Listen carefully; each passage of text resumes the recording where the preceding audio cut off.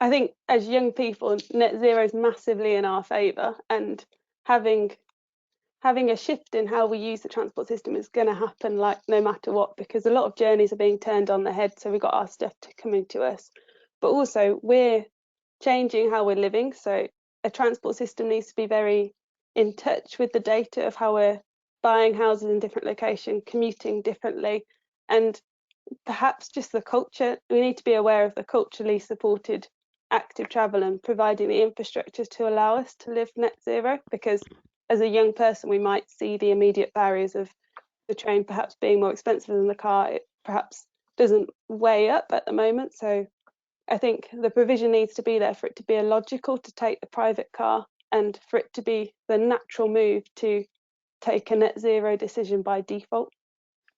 So did your work on your vision? I mean, it used to be, I suppose. I mean, it's interesting. My son has just passed his driving test, and I suppose when I passed my driving test, it was a different. It was a different thing. It feels like, you know, for him, it's not such a necessity. It's more of a sort of a life kind of mark, but it's not a necessity. When I was passing, it felt like a necessity. Is it still easy and cool to use a car, or is it kind of going the other way? You know, is it uncool to use a car nowadays?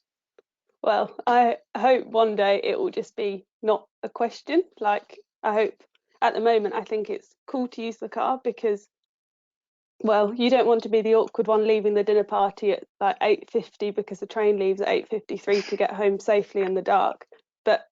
And I think if there's that provision of really good infrastructure and really seamless connections, it just won't be a thing to use the private car, and it will be the default will be for us to use kind of the nodes outside the city, and to use the eco-friendly, sustainable methods of transport.